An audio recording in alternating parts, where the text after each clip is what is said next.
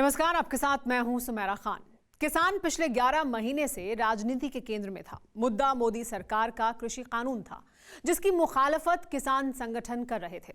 लेकिन प्रधानमंत्री नरेंद्र मोदी ने न सिर्फ कानून वापस लेने का ऐलान किया, बल्कि देश असल अन्नदाताओं से माफी भी मांगी। प्रधानमंत्री ने माना कि सरकार कानून के मायने किसानों को अच्छे से नहीं समझा पाई। कानून खत्म होते ही किसानों का जोश हाय है, लेकिन सवाल यह है कि क्या किसान का आक्रोश सच में खत्म हुआ? क्या कानून की घर वापसी यूपी चुनाव के नतीजों पर असर डालेगी? आज इन सवालों की पड़ताल उस टिकैटलैंड से करेंगे जहां से कई बार आंदोलन की आंधी उठ चुकी है।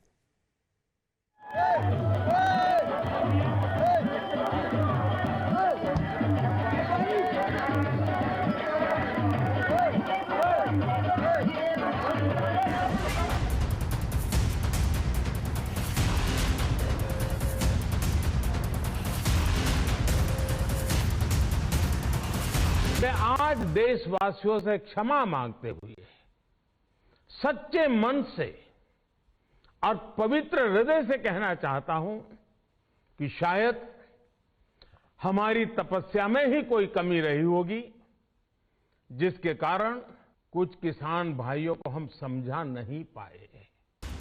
14 महीने 2 दिन पहले जिस कृषि कानून पर मुहर लगी थी, जिस कृषि कानून का विरोध 11 महीनों से किसान संगठन कर रहे थे, उसी कृषि कानून पर प्रधानमंत्री नरेंद्र मोदी ने माफी मांगकर अपनी सरकार का फैसला सुना दिया। पूर्ण समर्पण भाव से, नेक नियत से ये कानून लेकर आई थी, लेकिन इतनी पवित्र बात कुछ किसानों को समझा नहीं पाए। देश के सामने देश के प्रधान सेवक बोल रहे थे, ये मान रहे थे कि सरकार कृषि कानून के सच्चे मायने किसानों को नहीं समझा पाए। ऐसे में तीनों कृषि कानून वापस लेने का ऐलान प्रधानमंत्री नरेंद्र मोदी ने कर दिया। शुरू होने जा रहे संसद सत्र में इसी महीने में हम तीनों कृषि कानूनों को रिपील करने की संवैधानिक प्रक्रिया को पूरा कर देंगे। मैं आज अपने सभी आंदोलनरत किसान साथियों से आग्रह कर रहा हूं, अब आप अपने अपने घर लौटें। प्रधानमंत्री नरेंद्र मोदी खुद आगे आए। आगे आकर न सिर्फ माफी मांगी, बल्कि आंदोलन कर रहे किसान संगठनों से घर लौट जाने की गुजारिश तक की। प्रधानमंत्री की इस पहल के बाद किसान संगठनों ने जमकर जश्न मनाया।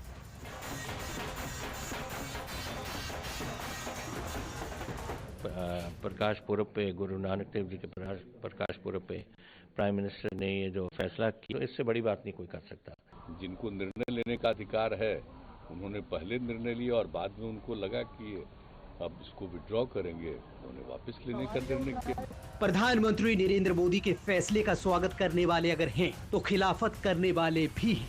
का सर्वे आया है, उसमें उनको दिख रहा है कि परिस्थितियां ठीक नहीं है, तो अब चुनाव से पहले वो माफी मांगने आ गए। तो क्या सच में यूपी चुनाव में किसान फैक्टर हावी होगा? क्या सच में प्रधानमंत्री नरेंद्र मोदी के फैसले के बाद असल किसानों का मन बदला? 2022 में किसान किसकी चुनावी नैया पार करेंगे? इन्हीं सवालों की नब्ज टटोलते हम उस जाटलैंड पहुंचे, जिससे किसान आंदोलन का पुराना नाता है। नमस्कार, मैं हूं श्रीनिवास और इस वक्त विनिंग फैक्टर का कारवां मेरे साथ पहुंच चुका है मुजफ्फरनगर के गांव सिसौली में। जी हां, वही गांव जो आंदोलन का केंद्र बिंदु है, किसान आंदोलन का। राकेश सिंह टिकैत के गांव में मौजूद है और हम आपको बता दें कि अब 3 कृषि कानून जिसका विरोध किया जा रहा था, वो कानून अब वापस लिए जा चुके हैं। अब इस फैसले के बाद क्या है किसानों का सियासी मूड मीटर, आज जानेंगे राकेश सिंह टिकैत के गांव सिसौली से। जाटलैंड मुजफ्फरनगर में क्या प्रधानमंत्री नरेंद्र मोदी का मास्टर स्ट्रोक हिट रहेगा? क्या कृषि कानून की वापसी यूपी चुनाव में हार जीत के समीकरण बदलेगी? सवाल इसलिए भी क्योंकि मुजफ्फरनगर में करीब 16.5 लाख मतदाता हैं, जिनमें से ज्यादातर का पेशा खेती-बाड़ी है। जाटलैंड के जातीय समीकरण पर गौर करें तो मुस्लिम वोटर करीब 26%, जाट वोटर 14%, दलित 15%, कश्यप 5%, सैनी 5%, प्रजापति 10% और ब्राह्मण ठाकुर वोटर करीब 10% है। 2013 में मुजफ्फरनगर के माथे दंगों के दाग लगे, लेकिन नए सियासी प्रयोग और बदले सियासी समीकरण के बीच मुजफ्फरनगर के किसानों का मन कितना बदला, इसका पहला जवाब अलीपुर जलगांव में मिला। वो गांव जो असल किसानों का गढ़ है।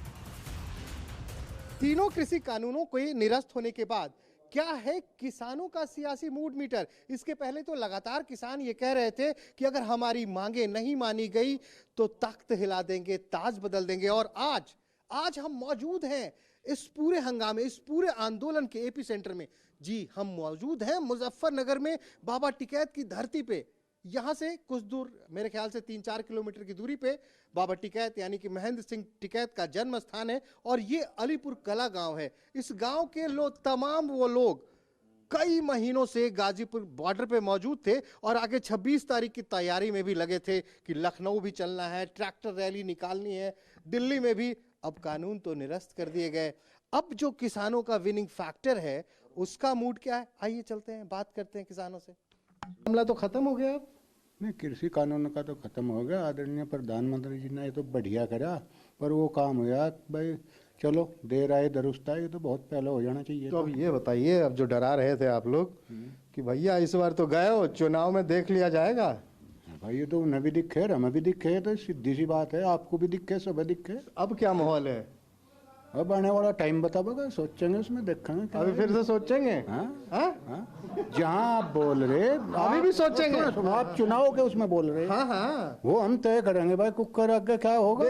यूं थोड़ा ही है भाई, सुनो देखो, यूं थोड़ा ही है भाई, कानून वापसी ले लिया, हम उनका उठ के बंद गए। अच्छा, बीजेपी का ना, तो पिछली बारी तो दिया था ना आपने। हाँ, पिछली बार दिया था, पर हमें पता था साल भर, नहीं पता था साल भर लो धरने पे बैठेंगे। कितनी परेशानी थी वहाँ, कोई वहाँ तो है नहीं। हम शौक में या तो आज माफी भी तो मांग ली प्रधानमंत्री जी ने, कहा कि मैं आपको समझाने में ही सफल नहीं हो पाया। वैसे तो कानून अच्छे ही हैं, लेकिन चलो आपकी मांगे मान लेते हैं, लेकिन कानून तो अच्छे चलो उन्हें अच्छे लग रहे, प्रधानमंत्री जी को अच्छे लग रहे, माफी भी, लेकिन किसान को तो ये अच्छे नहीं लग रहे थे। तो हो तो गए, खत्म मामला, खत्म ना, खत्म होगा, ठीक है। तो फिर वही प्रधानमंत्री जी ने बहुत ही अच्छा काम किया। तो वोट देंगे फिर? नहीं, वो तो देख सोचेंगे, बताऊंगे, ठीक है। मुजफ्फरनगर में खेती से हिंदू परिवारों के साथ मुस्लिम परिवारों का भी एक बड़ा वर्ग जुड़ा है। ऐसे में कृषि कानून की वापसी यूपी में कैसे समीकरण बनाए? एक हकीकत ये भी है कि यूपी में 100 सीटें ऐसी हैं जहां जाट मुस्लिम विनिंग फैक्टर है। मुजफ्फरनगर में जाट मुसलमानों को साधने की होड़ इसलिए भी रहती है क्योंकि मुजफ्फरनगर की बुढ़ाना, चरथावल, पुरकाजी, मुजफ्फरनगर, खतौली, मीरापुर सीटों पर जाट मुस्लिम गेम चेंजर है। सभी 6 सीटों पर जाट मुसलमानों की खासी तादाद है। अतीत में जाट मुस्लिम भी एक रहे। ऐसे में सवाल है कि क्या सरकार के नए ऐलान के बाद ऐसा होगा? माहौल में कुछ बदलाव है? हवा उल्टी चलेगी अब? नहीं, हवा, लेकिन जो संघर्ष 1 साल का है उसको इतनी आसानी से नहीं भूला जा सकता। अरे तो संघर्ष का परिणाम तो आ गया हुजूर। परिणाम आ गया, लेकिन बहुत लोग, जो परिवार के लोग, हमारे परिवार के हमारे बीच से चले गए, जिन्होंने शहादत दे दी, उनको भी इतना आसानी से भूला नहीं जाएगा। लेकिन तो ये बहुत अच्छा स्वागत योग्य कदम है। अरे वो तो कदम भूल जाओ ना, मैं अब आगे बढ़ गया अब यहाँ से। ये तो खत्म, अब चुनाव की बात कर रहे हैं। माहौल तो इधर बना दिया था आप लोगों ने, बना दिया था ना पूरा। नहीं, माहौल का ही असर है कि ये जो नतीजा हुआ तो है। अब क्या नतीजा हो गया, तो फिर से आप माहौल वापस पुराने वाला रहेगा, 2017 वाला? नहीं, ये बात कहानी अभी बहुत जल्दबाजी होगी, इसमें अभी सोच विचार सब जो हमारे बुजुर्ग। अब सीधी बात पे आता हूँ, ये बताओ, इस इलाके में माने जाते हैं जयंत चौधरी आपके नेता हैं, इसके पहले अजीत चौधरी थे, उसके पहले चौधरी चरण सिंह थे, किसानों के नेता थे, जहाँ कहते थे उधर वोट जाती थी। अब ये मान के चलूं क्या कि जो जयंत कहेंगे वही होगा, या जो संजीव बालियान कहेंगे, बीजेपी के नेता कहेंगे, वो होगा? नहीं, हमारे लिए तो वो होगा जो हमारे किसानों के फायदे की सोचेगा, वो हम। तो ये तो प्रधानमंत्री ने सोच तो लिया। अरे भैया, ये तो जो गलती करी थी वो सुधार दी। जो गलती करी थी सुधार ली। 2013 के मुजफ्फरनगर दंगे के बाद सामाजिक ताना बाना ऐसे टूटा कि जाट और मुस्लिम अलग हो गए। लेकिन अब की बार मुजफ्फरनगर का सियासी मिजाज क्या है, खासकर तब जब कृषि कानून बिल पर सरकार रोल बैक कर चुकी है। वैसे ये भी हकीकत है कि जहां जाट मुसलमान मत स्विंग करते हैं, जीत उसी पाले में जाती है। गवाह चुनाव नतीजे हैं। साल 2012 में समाजवादी पार्टी ने 2 सीटें जीती, बहुजन समाजवादी पार्टी ने 3 सीटें जीती, आरएलडी को 1 सीट मिली थी। लेकिन 2014 के बाद मोदी लहर चली तो पूरे जातीय समीकरण ध्वस्त हो गए। 2017 विधानसभा चुनाव में मुजफ्फरनगर की सभी 6 सीट पर बीजेपी जीती। बुढ़ाना सीट से जाट कैंडिडेट उमेश मलिक जीते। कृषि कानून की मुखालफत 700 से ज्यादा किसान संगठन करते आए हैं। लेकिन मोदी सरकार के फैसले के बाद क्या असल किसानों की नाराजगी दूर हुई? मैं चुनाव पे सीधा पूछ रहा हूँ, अब ये सब भूल गया मैं। चुनाव पे बताओ माहौल क्या रहेगा? अभी कुछ नहीं कहा जा सकता, कुछ नहीं कहा जा नहीं सकता। अभी वही माहौल मान के चलूं जो चल रहा था। अभी तो वही चल रहा है। अभी तो आप विरोध में चल रहे थे। हाँ, घसम घसा का रहेगा जी। अभी तो क्या रहेगा? घसम घसा।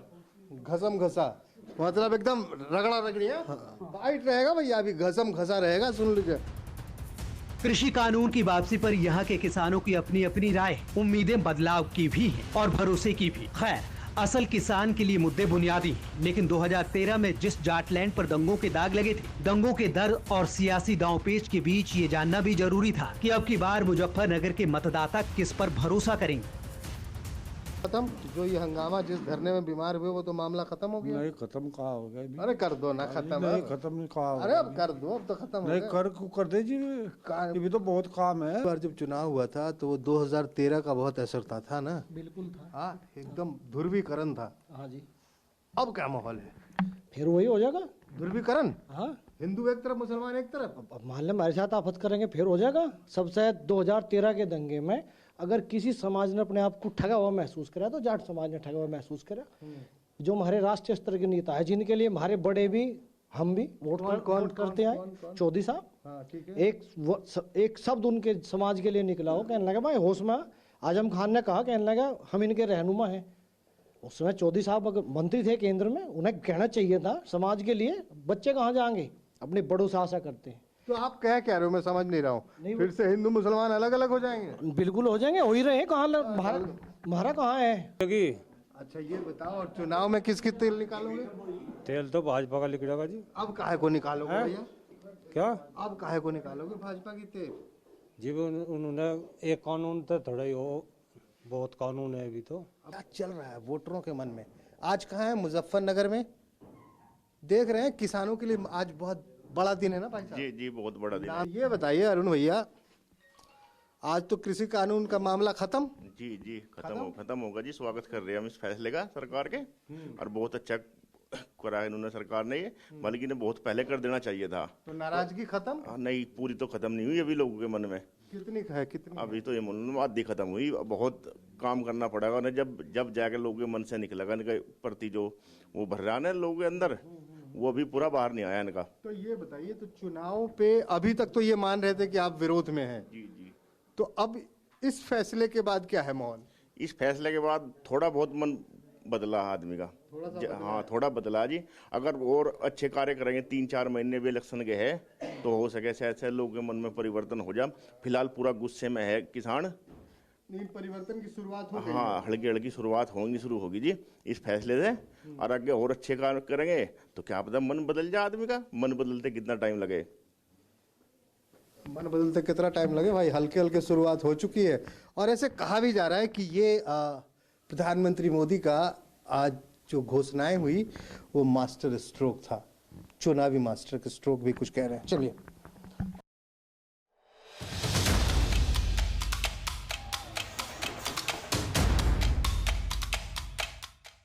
चीनी और गुड़ की मिठास के लिए मशहूर जाटलैंड का किसान बेबाकी से बोलता है, बेबाकी से अपनी राय रखता है। लेकिन भारत में चीनी बाउल कहे जाने वाले मुजफ्फरनगर की मिजाज को समझना इतना आसान नहीं है। यहाँ के वोटर्स हर बार चौंकाते हैं, लेकिन कृषि कानून की वापसी के बाद जाटलैंड के वोटर्स क्या सोच रहे हैं? 2022 में यहाँ के वोटर्स किसका विजय तिलक करेंगे? इस सवाल की पड़ताल हमें उस सिसौली गांव ले गई जहां किसान नेता राकेश टिकैत का घर है। प्रधानमंत्री मोदी के द्वारा 3 कृषि कानूनों को वापस लेने के बाद इस वक्त हम मौजूद हैं मुजफ्फरनगर के सिसौली गांव में। जी हां, वही सिसौली गांव जहां के राकेश सिंह टिकैत इस पूरे आंदोलन को लीड कर रहे थे। इस वक्त हम उनके घर पे ही मौजूद हैं। चलेंगे सिसौली गांव के अंदर और जानेंगे कि इस फैसले के बाद आखिर क्या है यहाँ के किसानों का सियासी मूड मीटर। तो आइए चलते हैं। तो इस वक्त हम ठीक टिकैत साहब के घर के बिल्कुल सामने ही बैठे हैं। ये बाबा टिकैत का पुश्तैनी मकान ठीक हमारे सामने है। हालांकि राकेश टिकैत भी इस वक्त गांव में मौजूद नहीं है, महाराष्ट्र गए हुए, महाराष्ट्र के पालघर में। लेकिन हमें अब यहाँ के किसानों से ये जानना है, इन्होंने ऐसा कर रखा था कि जो बीजेपी के नेता थे इस गांव की तरफ रुख क्या वो उन्हें शायद मना कर रखा था आप लोगों ने आने से, हाँ?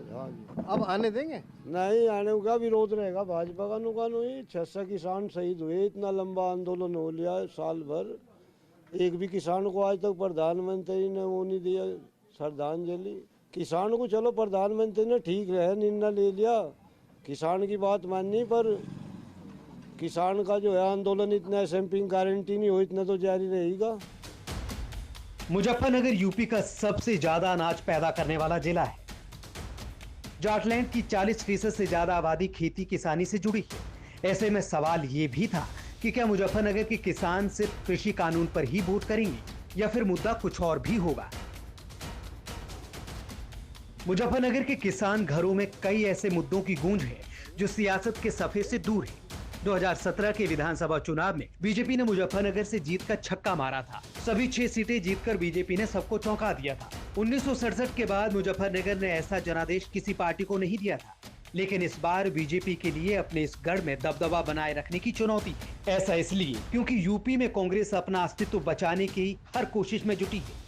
वहीं समाजवादी पार्टी और राष्ट्रीय लोकदल का गठबंधन इस चुनावी दंगल को और कड़ा बनाने में जुटा है। विधायक का विरोध है जी, हाँ, उसका संजीव बालियान का विरोध नहीं इस गांव में। और मोदी जी का है जी, मोदी जी का भी है पर संजीव बालियान का विरोध नहीं क्षेत्र में। अरे तो संजीव बालियान का नहीं है तो मोदी जी का कैसे होगा? योगी जी का विधायक का है जी तुम तो तुम वोट दे दोगे आप? है जी, वोट बालियान साहब दे दोगे भाजपा को?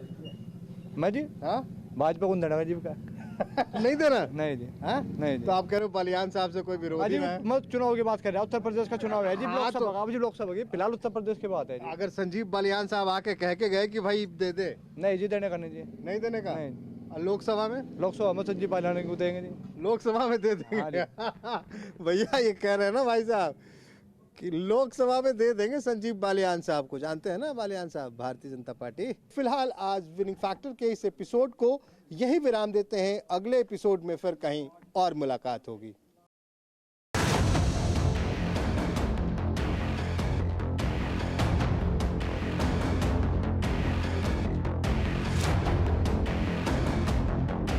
परवाह देश की, सोमवार से शुक्रवार रात 10 बजे TV9 भारतवर्ष पर।